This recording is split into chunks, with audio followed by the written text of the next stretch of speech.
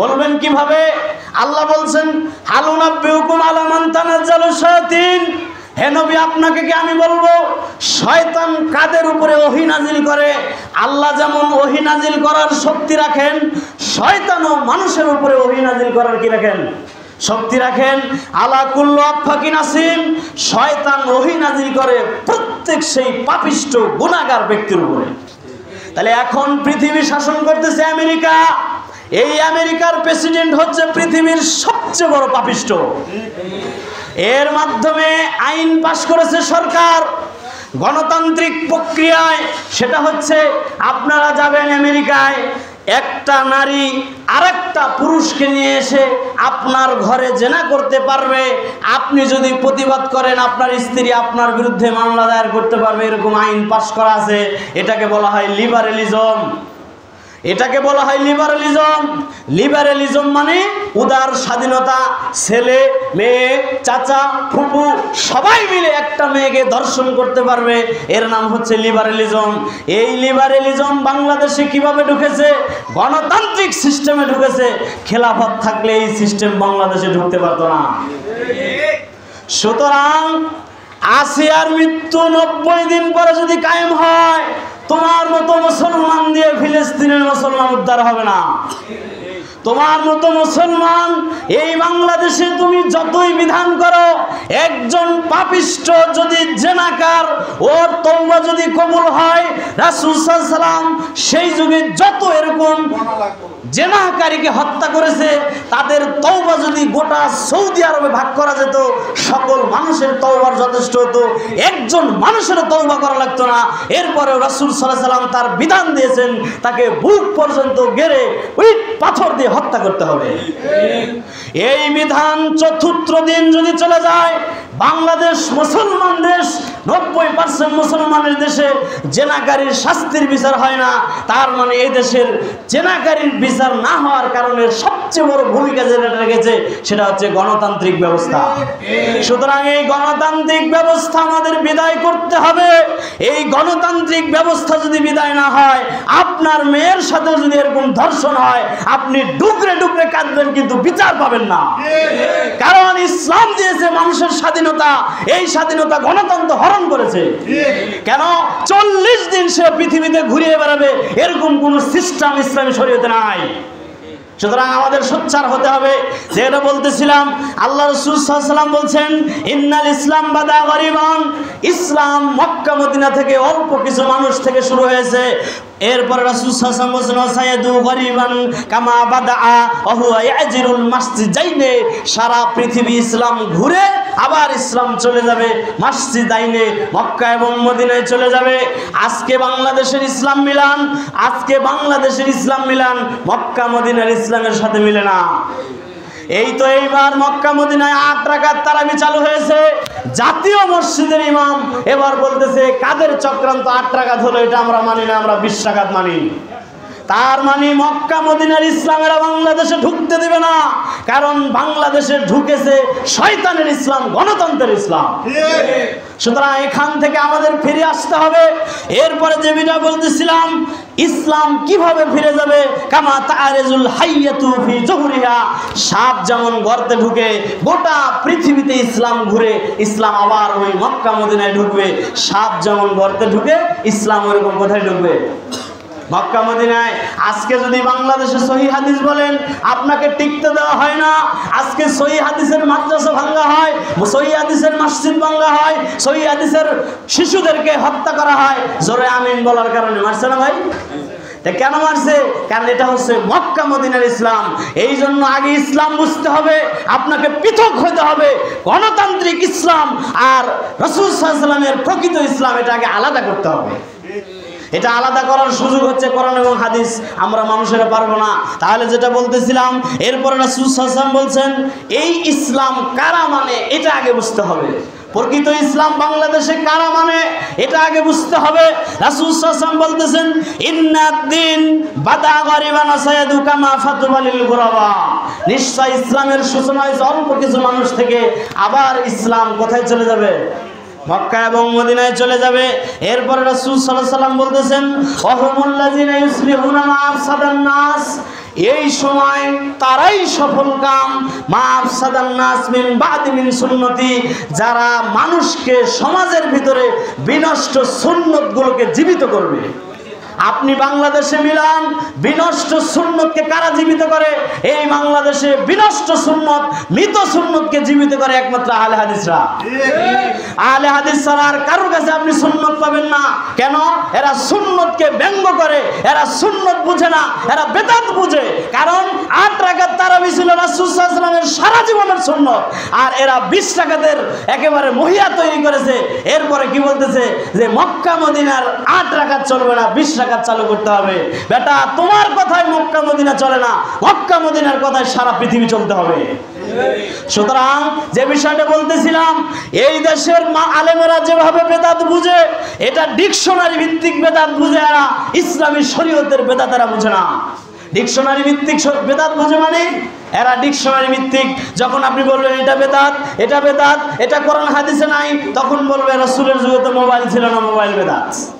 তখন এরা মানুষকে বুঝায় রাসূলের যুগে মাইক ছিল না, মাইক বেদাত। এই হুজুর, তোকে আবার 1 পাস করতে হবে, 1 ক্লাস 1-এ ভর্তি হবে বেদাত বোঝার জন্য। কারণ বেদাত হচ্ছে, তুমি ডিকশনারি ভিত্তিক বেদাত বুঝেছো। ডিকশনারি ভিত্তিক বেদাত মানে নতুন, রাসূলের যুগে যা ছিল না, পরে যা চালু হয়েছে, কিয়ামত পর্যন্ত যা হবে সবই বেদাত। কিন্তু শরীয়ত বেদাত বলেছে কাকে? শরীয়ত বেদাত বলেছে মান আমিলা আমালান লাইসা আলাইহি আমরুনা। শরীয়তের নামে যে আমল তৈরি করে আমল করতেছো, যেটা কোরআন হাদিসে নাই, এটা হচ্ছে বেদাত। তাহলে শরীয়তের ভিত্তিক বেদাত বুঝতে হবে। কিন্তু আমাদের দেশের মানুষ শরীয়তের বেদাত বুঝে না, এরা বুঝে কি? ডিকশনারি ভিত্তিক বেদাত। এরা ডিকশনারি ভিত্তিক ইসলাম মানে, শরীয়ত ভিত্তিক ইসলাম এরা মানে না। কারণ বাংলাদেশে যত কিতাব আছে খুলে দেখবেন, এখানে লেখা আছে, কি লেখা আছে ভাই জানেন? ইসলাম শব্দের অর্থ কি? এই যে 2 ভাগে বিভক্ত হয়েছে না? এই 2 ভাগে বিভক্ত হওয়ার কারণ কি? এটা আগে আমাদের বুঝতে হবে। এটা না বুঝার কারণেই আজকে আমরা বিভ্রান্তিতে পড়ে গেছি। শরীয়ত অর্থ করতেছে ইসলাম মানে আত্মসমর্পণ, ডিকশনারি অর্থ করতেছে ইসলাম মানে শান্তি। তাহলে এই বাংলাদেশে কিসের ইসলাম চলছে এতদিন? ডিকশনারি ভিত্তিক ইসলাম চলছে, শরীয়ত ভিত্তিক ইসলাম চলে নাই। কেন? রাসূল সাল্লাল্লাহু আলাইহি ওয়াসাল্লাম পরিষ্কারভাবে আমাদেরকে ইসলামের তথ্যগুলো তুলে দিয়েছেন। সেই ইসলাম কি? আল্লাহ সুবহানাহু ওয়া তাআলা বলেছেন, ইয ক্বালা লাহু রাব্বুহু আসলিম। ইব্রাহিম আলাইহিস সালামকে আল্লাহ যখন বললেন, ইব্রাহিম তুমি আত্মসমর্পণকারী হও, ক্বালা লাহু আসলামতু লিরাব্বিল আলামিন। ইব্রাহিম আলাইহিস সালাম তখন বলেছিল, হে আমার বিশ্ব জগতের প্রতিপালক, আমি আপনার কাছে আত্মসমর্পণ করলাম। তাহলে ইসলাম শরীয়ত ভিত্তিক ইসলাম শব্দের অর্থ কি? আত্মসমর্পণ। আর ডিকশনারি ভিত্তিক অর্থ কি? শান্তি। এই ডিকশনারি ভিত্তিক ইসলাম দিয়ে কখনো ইসলাম কায়েম হবে না। শরীয়ত ভিত্তিক ইসলাম আপনাকে মানতে হবে। এই জন্য আমাদের শরীয়ত ভিত্তিক ইসলাম বুঝতে হবে। রাসূল সাল্লাল্লাহু আলাইহি ওয়াসাল্লাম, এই জন্য এই দেশের মানুষ সুন্নত বেদাত বুঝে না। সুন্নত এবং বেদাত না বুঝার কারণে এরা বেদাতটাকে সুন্নত মনে করে, এমনকি তারা বলে বেদাতে হাসানা বলে। বেদাতে হাসানা বলে না?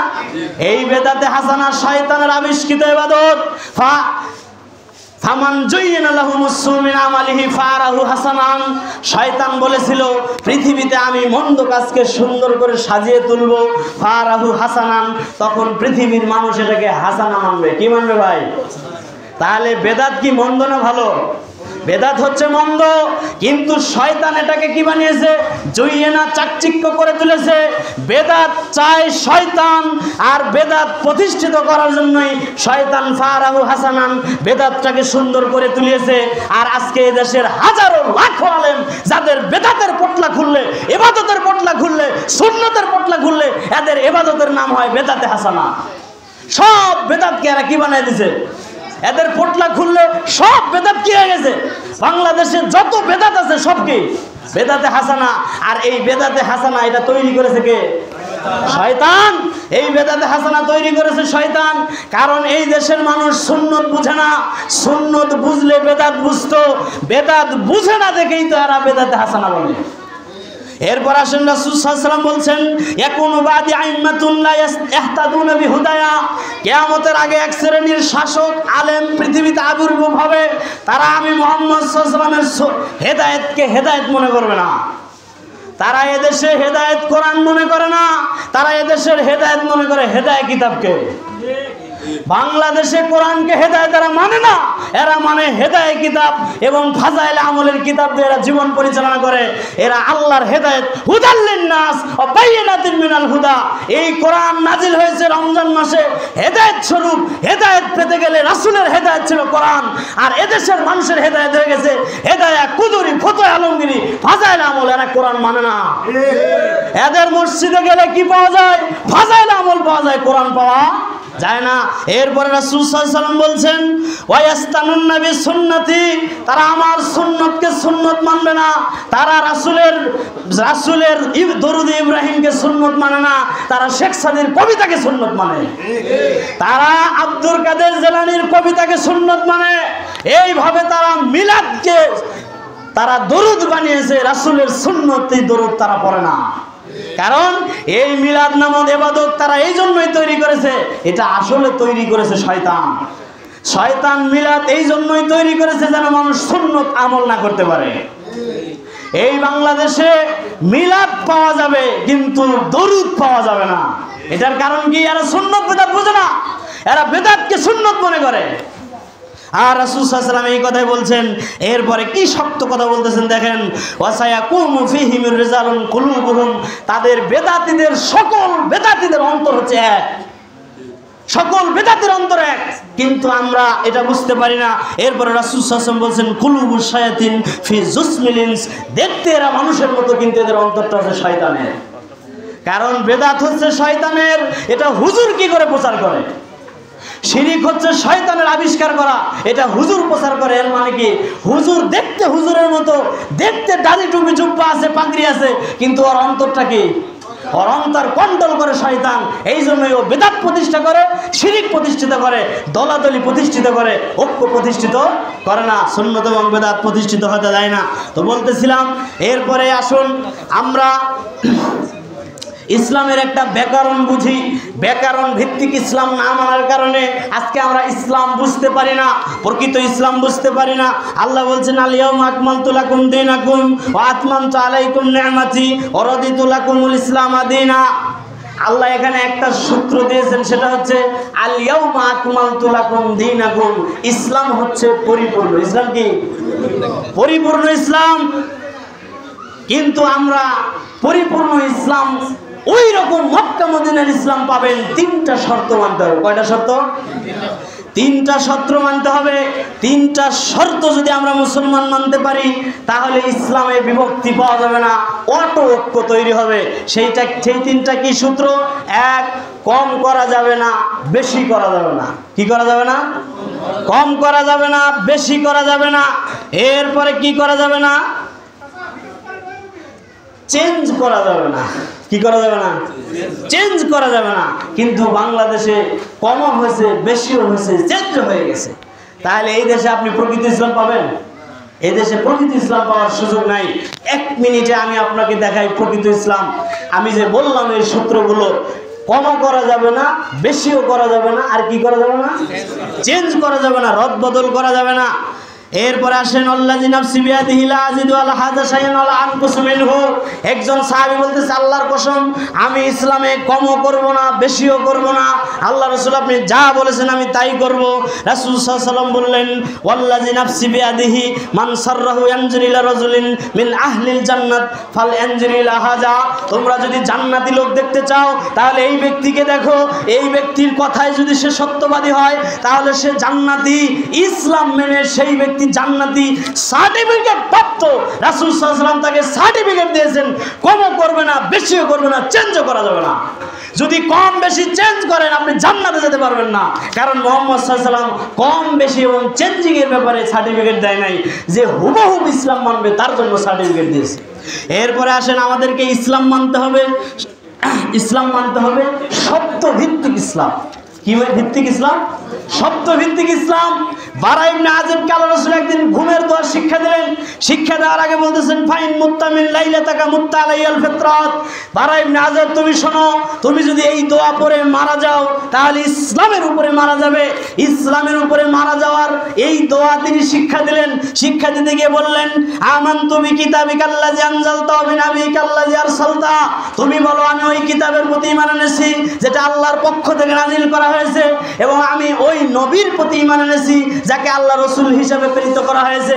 বারা ইবনে আযব দোয়াটা ঘুরিয়ে বলতে গিয়ে বলতেছেন আমানতু বিকিতাবিকাল্লাযী আনজালতা, আমি ওই কিতাবের প্রতি ঈমান এনেছি যেই কিতাব আল্লাহ নাজিল করেছেন। অবি নাবিকার জায়গায় অবি রাসূলিকা বলেছেন। ফাতানা লা ইয়াদরি ফি সাদরিকি, আল্লাহ রাসূল তার বুকে ঘুষি মারলেন এবং বললেন তোমাকে আমি বুঝাচ্ছি ইসলাম।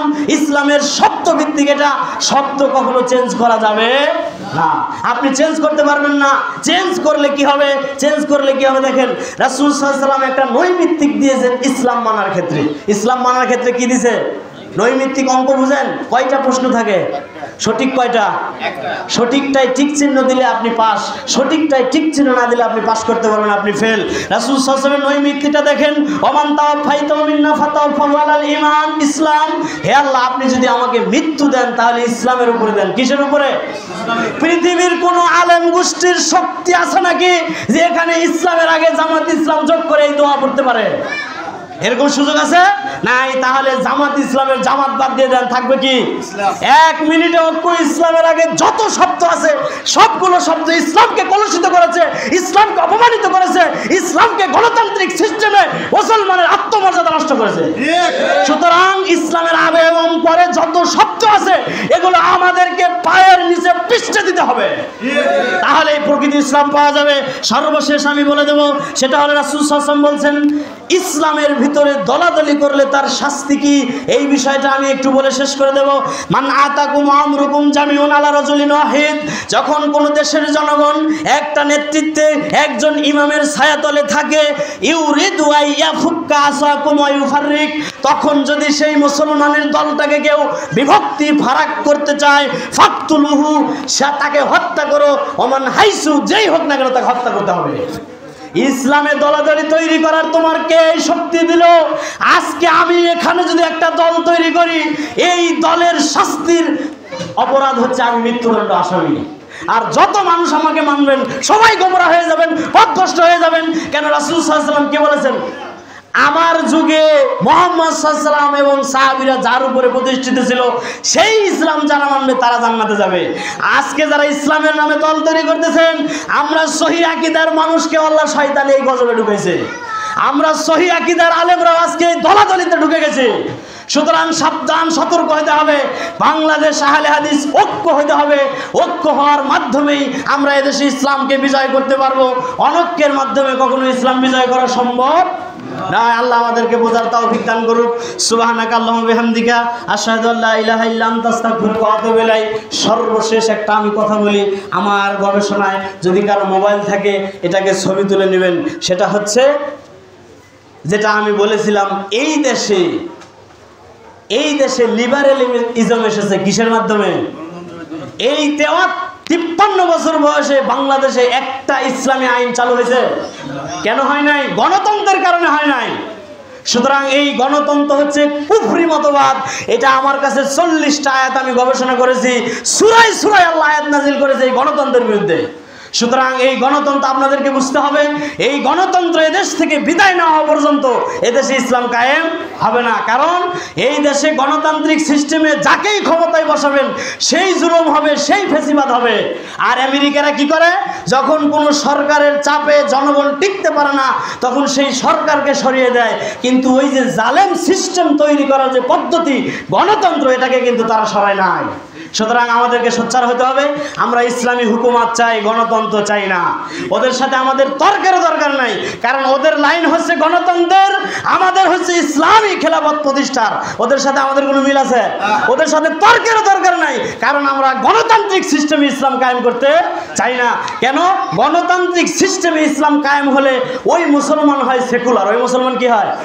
এই কথাটা ভালো করে বুঝবেন। এই দেশের আওয়ামী লীগ মুসলমান ছিল, কিন্তু গণতান্ত্রিক সিস্টেমে ক্ষমতায় যাওয়ার পরে সেকুলার হয়েছে। কেন? হিন্দুও ভোট দিয়েছে মন্দিরে যেতে হবে, মুসলমানও ভোট দিয়েছে, মসজিদে যেতে হবে। সেকুলারিজম বুঝছে নেবা, যে এই শাসক গণতন্ত্রের মাধ্যমে সেকুলার হয়, ওই শাসক মন্দিরে যায়, মাজারে যায়, খানকায় যায়, কনসার্টে যায়, মাহফিলেও যায়। সুতরাং এই গণতান্ত্রিক সিস্টেমে ইসলামিক প্রতিক্রিয়াকে আর আগানো দেওয়া যাবে না। আমাদেরকে এই সেকুলার থেকে বের হয়ে আসতে হবে। এবার আওয়ামী লীগ গোষ্ঠীকে সেকুলার বানিয়ে গণতন্ত্র তাদেরকে নিয়ে গেছে, আমাদের মুসলমান থেকে তাদেরকে কেড়ে নিয়ে গেছে। বিএনপিকে গণতান্ত্রিক সিস্টেমের মাধ্যমে সেকুলারিজম তারা আমাদের থেকে কেড়ে নিয়ে গেছে। আজকে যারা ইসলামিক গণতন্ত্র মানতে চান, এরাও একসময় এরকম জালেম হয়ে যাবে, তাদেরকেও মুসলমান থেকে ছিনিয়ে নিয়ে যাওয়া হবে। সুতরাং আমরা চাচ্ছি আর দলাদলি নয়, এখন ঐক্যের সুযোগ এসেছে। তোমরা ইসলামিক যত দল আছে এগুলো বাইতুল মুকাররমের ভিডিও তৈরি করো, দল পোড়ানোর ভিডিও, তরিকা তোড়ানোর ভিডিও তৈরি করে জাতিকে জানিয়ে দাও আমরা দলাদলি করি না, আমরা ঐক্য হয়ে গেছি। সুতরাং এখন আমাদের সময় রয়েছে, আল্লাহ আমাদেরকে বোঝার তৌফিক দান করুক। সুবহানাকাল্লাহু ওয়া বিহামদিকা আশহাদু আল্লা ইলাহা ইল্লা আনতা আস্তাগফিরুকা ওয়া আতুবু ইলাইক। হাজারো ইসলামের ভিড়ে প্রকৃত ইসলাম এখন আর খুঁজে পাওয়া যায় না। তো আপনার যদি ইসলামই না থাকে, তো আপনি ইবাদত করে কি করবেন, আর আপনি আমল করে কি করবেন, আর তওবা ইস্তেগফার করে কি করবেন? আগে তো ইসলাম ঠিক থাকতে হবে।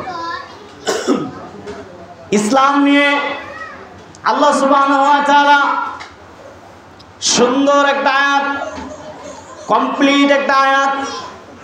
আল্লাহ বলছেন, ইয়া আইয়ুহাল্লাযিনা আমানু দুখুলু ফিস-সিলমি কাফা, ওহে যারা ঈমানদার, ঈমান এনেছো, তোমরা ইসলামে প্রবেশ করো পরিপূর্ণভাবে। তাহলে ইসলাম মানবেন কতটুকু? ইসলাম কতটুকু মানবেন? পরিপূর্ণ মানতে হবে। পরিপূর্ণ ইসলাম ততক্ষণ পর্যন্ত আপনি মানতে সম্ভব হতে পারবেন না, যতক্ষণ ওই জাতি রাষ্ট্রীয়ভাবে ইসলাম যখন প্রতিষ্ঠিত না হবে, ততক্ষণ পর্যন্ত আপনি ইসলাম মানতে পারবেন না। এটার একটা উদাহরণ দিলে বুঝবেন। রাসূল সাল্লাল্লাহু আলাইহি সাল্লাম বলেন, কোন মানুষ, কোন মুসলমান যদি মারা যায়, তার জন্য শোক পালন করতে হবে 3 দিন। কোন মুসলিম যদি মারা যায়, তার জন্য শোক পালন করতে হবে কয়দিন? 3 দিন। এর আগে আরেকটু কথা বলে নেই, সেটা হচ্ছে আল্লাহ সুবহানাহু ওয়া তাআলা বলছেন, ইসলামে পরিপূর্ণরূপে প্রবেশ করো, ওয়ালা তাত্তাবিউ খুতুওয়াতিশ শায়তান, শয়তানের অনুসরণ করো না, ইন্নাহু লাকুম আদুউম মুবিন, নিশ্চয় শয়তান তোমাদের শত্রু। এখানে যদি আয়াতের সরল তরজমা করেন, তাহলে অর্থ দাঁড়ায় আল্লাহ ইসলামে ঢুকতে বলছেন, ইসলামে ঢুকতে যে ব্যক্তি বাধা দেয় সে হচ্ছে শয়তান। এই শয়তান বাধা দেয়। এই জন্য ইসলাম আপনি যদি না বুঝেন, তাহলে পরিপূর্ণ ইসলাম মানতে পারবেন না। তা আমি আপনাকে যেটা বোঝাতে চাচ্ছি সেটা হচ্ছে, একজন মুসলমান যদি মারা যায়, তার জন্য শোক পালন করতে হবে 3 দিন। একজন স্বামী যদি মারা যায়, স্ত্রী তার জন্য শোক পালন করবে কতদিন? একটু শিক্ষিত হন, কয়দিন? 4 মাস 10 দিন। একজন মুসলমান যদি মারা যায়, ওই মুসলমানের জন্য চতুর্থ দিন যদি শোক পালন করা হয়, ওটা গণতন্ত্র হবে, ওটা ইসলাম নয়, ওটা গণতন্ত্র। কারণ আমরা দেখেছি 15ই যে ঘটনা ঘটেছে, সেটা হচ্ছে শিশু বাচ্চাকে ধর্ষণ করা হয়েছে। এক ডক্টর বলতেছে, আমরা আসিয়া দিবস পালন করব। আসিয়া দিবস গণতন্ত্রে পালন হয়, ইসলামিক বিধানে আসিয়া দিবস পালন হবে না। এটা আগে বুঝতে হবে। এরপরে আসেন, যে কায়দায় জেনা হয়েছে, এই কায়দা কৌশলটা আগে আপনাকে বুঝতে হবে। বাংলাদেশ ইউটিউব, ফেসবুক, টিকটক তৈরি হয়ে গেছে এই আসিয়ার মৃত্যু নিয়ে, কিন্তু কেউ ভাবেনি কিভাবে তাকে ধর্ষণ করা হলো। এই ফর্মুলাটা আমাদের আগে জানতে হবে। ফর্মুলাটা কি ছিল? ছেলে এবং পিতা একসাথে ধর্ষণ করেছে। এই ফর্মুলাটা হচ্ছে গণতান্ত্রিক ফর্মুলা, এটা কখনো ইসলামিক ফর্মুলা নয়।